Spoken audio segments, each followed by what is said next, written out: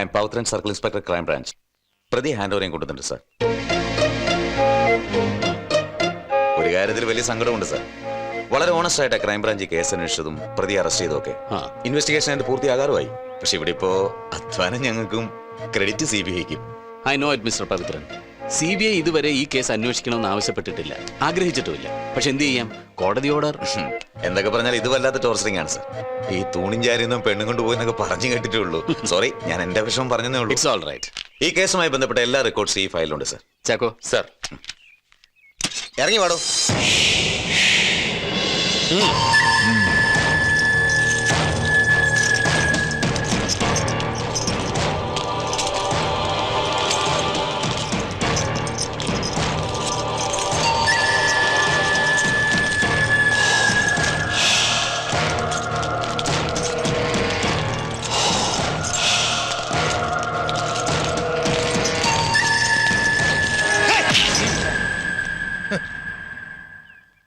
Sir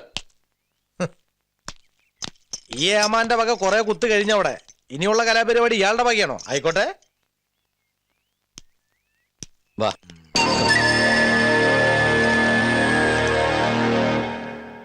ഈ police പറയുന്ന പോലെ അലക്സ് 7 പേരെ ക്രൂരമായി കൂട്ടക്കൊല ചെയ്തു എന്നൊന്നും ഞങ്ങൾ ബ്ലാങ്കായിട്ട് വിശ്വസിക്കുന്നില്ല.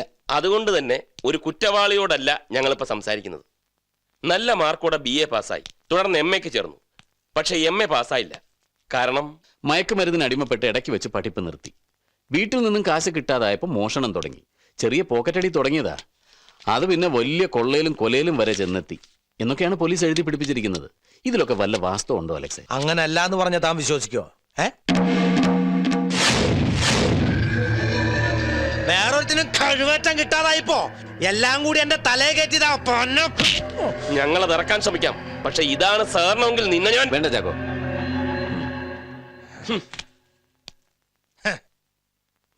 സാർ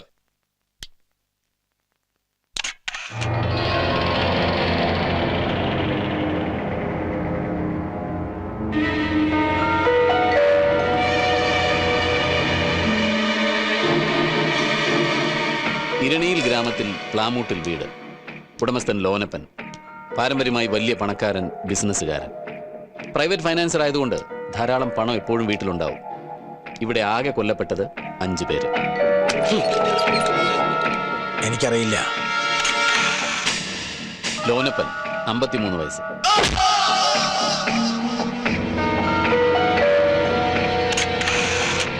അറിയില്ല.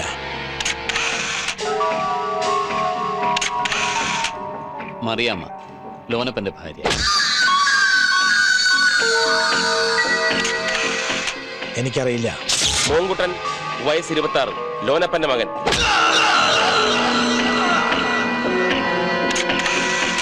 അറിയില്ല. അനിത, വയസ്സ് 23, മോൻകുട്ടന്റെ ഭാര്യ. എനിക്കറിയില്ല. രവിക്കുട്ടൻ, ലോനപ്പന്റെ 2ാമത്തെ മകൻ, 21 വയസ്സ്.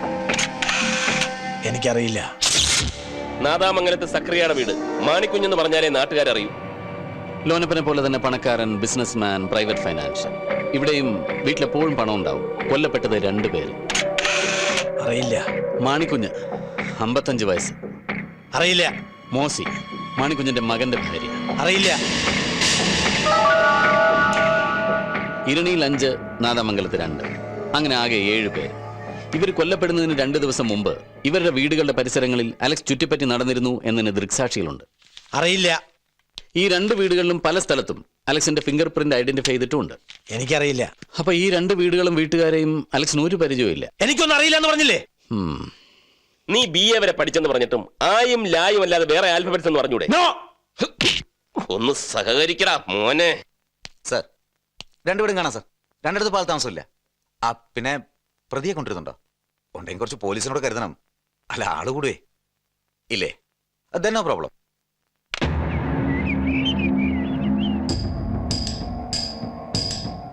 സാർ, ഇവിടെയാണ് ലോനപ്പന്റെ ബോഡി കിടന്നത്.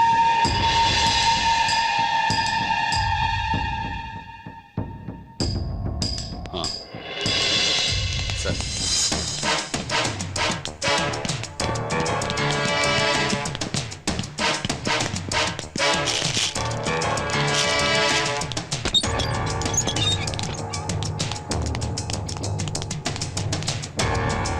ഇവിടെ മൂത്ത മകൻ മോഹൻകുട്ടൻ, അടുത്ത ആ മുറിയിൽ.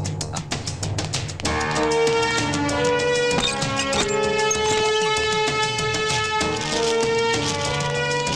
ഇതിൽ ഓനപ്പൻ്റെ ഭാര്യ മറിയാം. സാർ അടുത്ത അവിടെ. ഇവിടെ രണ്ടാമത്തെ മകൻ രവിക്കുട്ടൻ.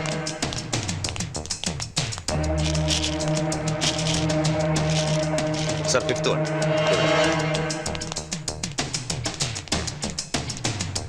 ഇത് മൂത്ത മകന്റെ ഭാര്യ അനിത.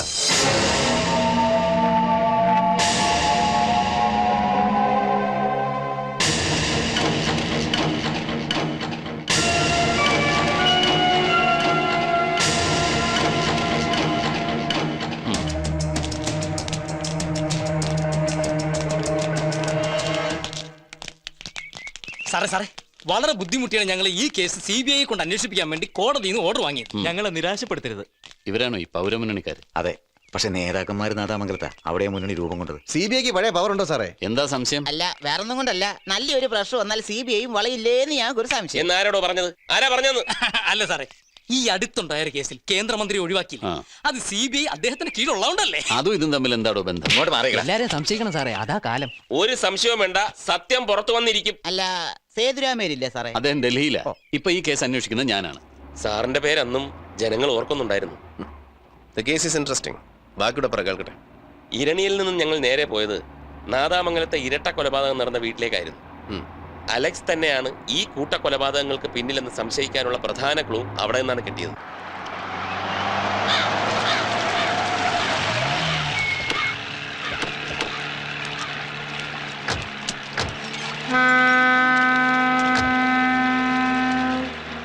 ഇതിന് എപ്പോ തിരിച്ചു വരും? ഉടനെ വരും സാർ.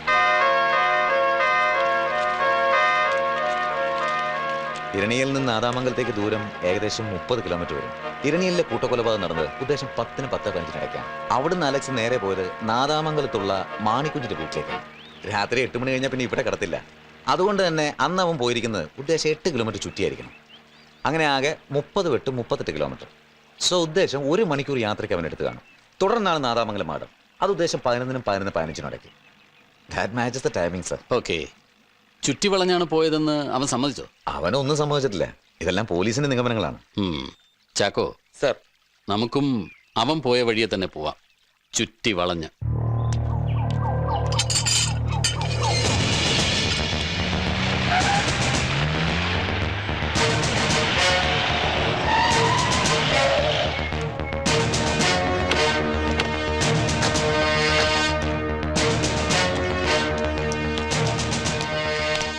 സർ, ഞാൻ ടൈലർ മണി, പൗരമുന്നണിയുടെ കൺവീനറാ. പോലീസിനെ മാറ്റി നിർത്തി CBI കൊണ്ട് അന്വേഷിപ്പിക്കണമെന്ന കേസിലെ ഹർജിക്കാരന് ഞാനാ. ഇവരേതോ കള്ളനെ അറസ്റ്റ് ചെയ്തിട്ടുണ്ടെന്ന് പറയുന്നു. അവൻ കുറ്റവാളിയാണെന്നോ നിരപരാധിയാണെന്നോ ഞങ്ങൾ പറയുന്നില്ല. CBIയിൽ നിന്ന് നിഷ്പക്ഷമായ അന്വേഷണം ഉണ്ടാകണം. ഞങ്ങൾക്ക് നീതി കിട്ടണം സർ. കിട്ടും, അത്ര ഇപ്പൊ പറയുന്നുള്ളൂ. ഇങ്ങോട്ട് മാറി. ഇത് കണ്ടോ സർ? സാർ, ഇത് അടിയോടി 23 വർഷം മാണിക്കുഞ്ഞിന്റെ ഒപ്പം ജോലി ചെയ്താണ്. ഇൻക്വസ്റ്റിലും സീൻമാസിലും പ്രധാന സാക്ഷി. സാർ, ഇതാണ് മോസിയുടെ അപ്പനും അമ്മച്ചി, മോളി സൈമൺ. നമസ്കാരം. സാർ, ഇത് റോസമ്മ. അതല്ലേ പേര്? അതെ, എന്ത് ചെയ്യുന്നു? ഞാനിവിടെ അടുത്തൊരു LP സ്കൂളിൽ ടീച്ചറാണ്. മാണിക്കുഞ്ഞിന്റെ മരുമകൾ മോസി കൊല്ലപ്പെട്ട ദിവസം രാത്രി ഇവിടെ അടുത്തൊരു പള്ളി പെരുന്നാളിന് ഇവരോടൊപ്പം പോയിരുന്നു. ആണോ? അതെ. എന്നിട്ട് ഉദ്ദേശം 10 മണിയോടെ ചാച്ചൻ ഒറ്റയ്ക്കാന്നും പറഞ്ഞ് മോസി മടങ്ങി. ഡ്രാമ കഴിഞ്ഞിട്ട് ഒരുമിച്ച് പോവാന്ന് പറഞ്ഞ് ഞാൻ നിർബന്ധിച്ചതാ. പക്ഷെ അവള് കേട്ടില്ല. കേട്ടിരുന്നെങ്കിൽ അവളെങ്കിലും ഈ ദുരന്തത്തിൽ നിന്ന് രക്ഷപ്പെടുമായിരുന്നു. ഇവരുടെ മൊഴി ഞാൻ വായിച്ചതാ.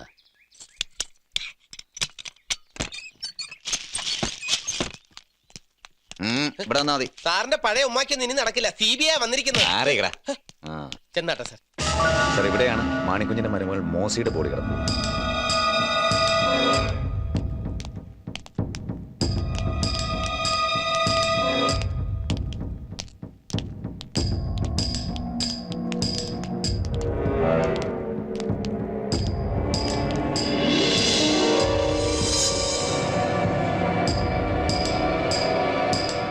മാണിക്കുഞ്ഞിന്റെ ബോഡി കിടന്ന ആ മുറിയിലാണ് സാർ.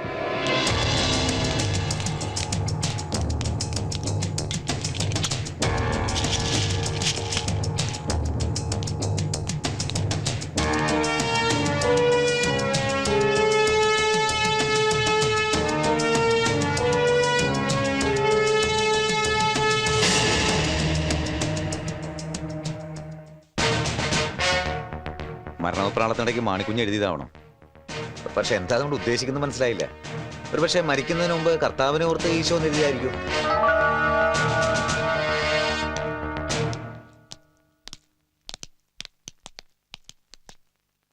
മാണിക്കുഞ്ഞിന് ഇംഗ്ലീഷൊക്കെ അറിയായിരുന്നു. പിന്നെ അയാൾ ഗ്രാജുവേറ്റ് ആണ്. ആ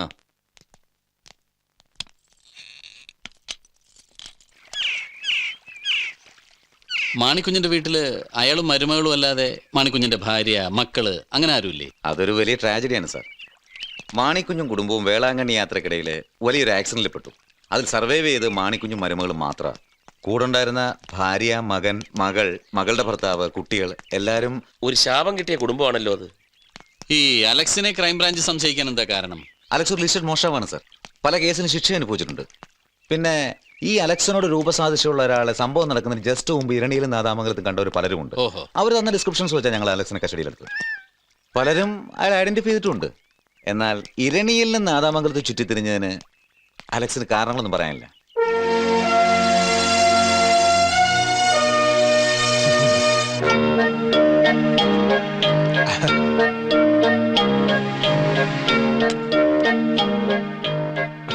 മതി സാർ, കഴിച്ചോ? മതി മതി മതി, ഇഷ്ടം പോലെ കഴിച്ചോ. ഇനി ഞാനെടുത്തോളാം. കൊറേ നാളായി രുചിയുള്ള എന്തേലും കഴിച്ചിട്ട്. സാറ് വെജിറ്റേറിയനാ? നോൺ മുമ്പ് കഴിച്ചിരുന്നു, ഇപ്പൊ ഇല്ല. Pure vegetarian? Pure vegetarian. പോലീസിൽ പ്യുവർ വെജിറ്റേറിയനോ?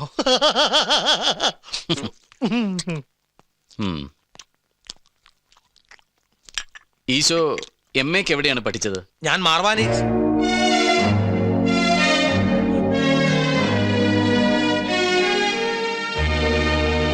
ഈശോ, ആ പേര് സാറിനെങ്ങനെ അറിയാം?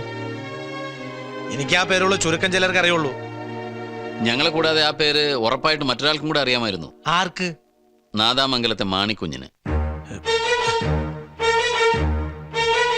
തീരെ പ്രതീക്ഷിച്ചില്ല അല്ലേ? പറ, മാണിക്കുഞ്ഞ് ഈ പേരെങ്ങനെ അറിഞ്ഞു? എനിക്കറിയില്ല. നിനക്കെല്ലാം അറിയാം. ഈ കൂട്ടക്കൊലയ്ക്ക് ഉത്തരവാദി നീയാണ്. പറ അലക്സ്, അവിടെ രണ്ടിടത്തു നിന്നും കൊള്ള ചെയ്ത സ്വർണവും പണവും എല്ലാം നീ എന്ത് ചെയ്തു? പറയടാ, പറയടാ, പറയാൻ.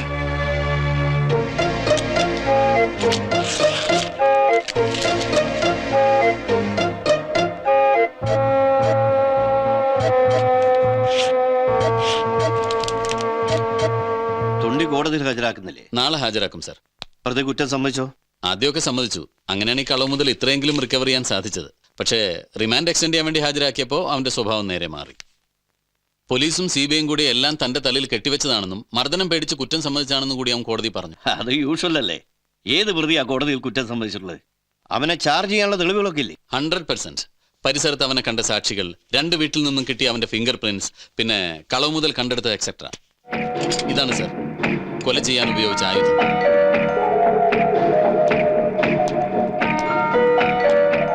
ഇത് വെച്ച് ഒറ്റ അടിയ തലയ്ക്ക് സ്കള്ള് ചെതറി പീസാവും. ഒരു മോഷ്ടാവ് എന്നതിനേക്കാൾ ഉപരി he's a maniac serial killer. ഡ്രഗ്സിന്റെ ഇൻഫ്ലുവൻസും കൂടി ആവുമ്പോൾ ആളുകൾ പെട്ടെന്ന് മരിക്കുന്ന കണ്ടാൽ അവന് രസം കയറും. ഡോക്ടേഴ്സ് അവൻ്റേത് വളരെ പെക്യുലർ കേസാണെന്നാണ് റിപ്പോർട്ട് ചെയ്തിരിക്കുന്നത്. ചാർജ് ഷീറ്റ് നമുക്ക് നാളെ ഫയൽ ചെയ്യാം സാർ. ഓക്കെ, ശരി സാർ.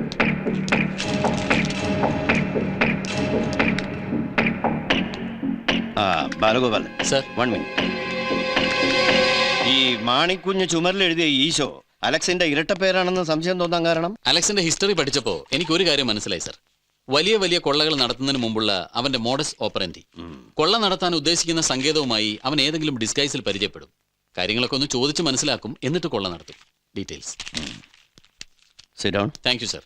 മാണിക്കുഞ്ഞിന്റെ കാര്യത്തിലും ഇത് തന്നെ സംഭവിച്ചിട്ടുണ്ടാവണം.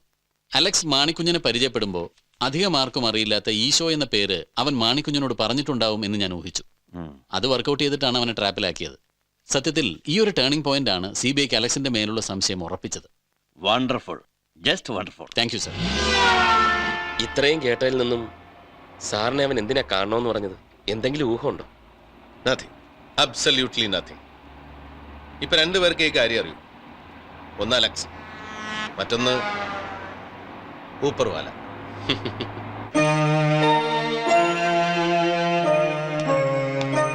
അലക്സ്,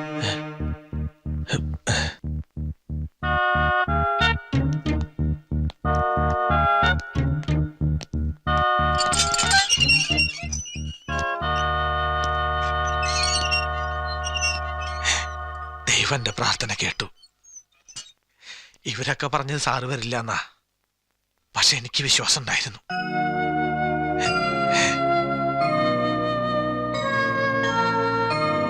ശരി സർ.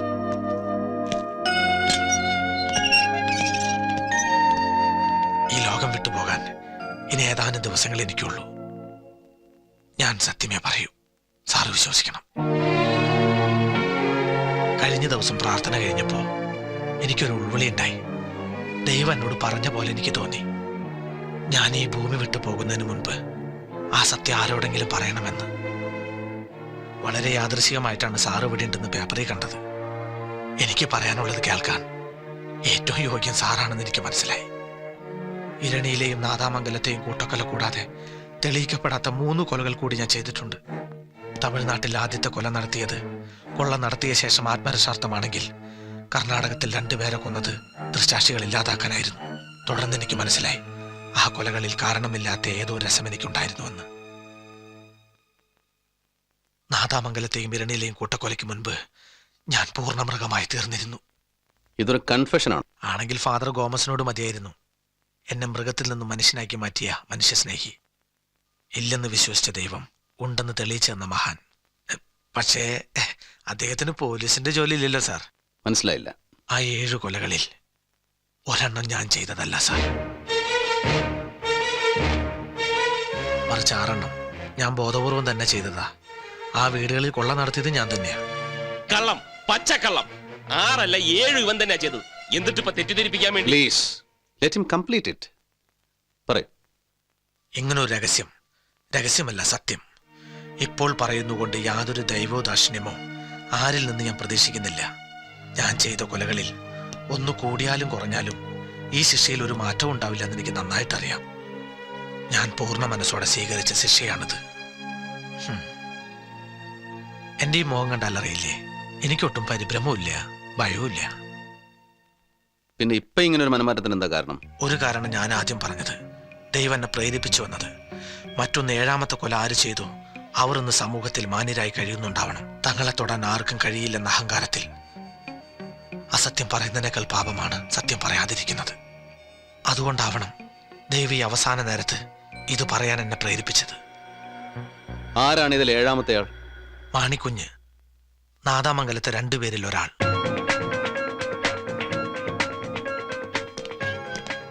എന്നാ വിധി നടപ്പാക്കേണ്ട ദിവസം? തീയതി തീരുമാനിച്ചു?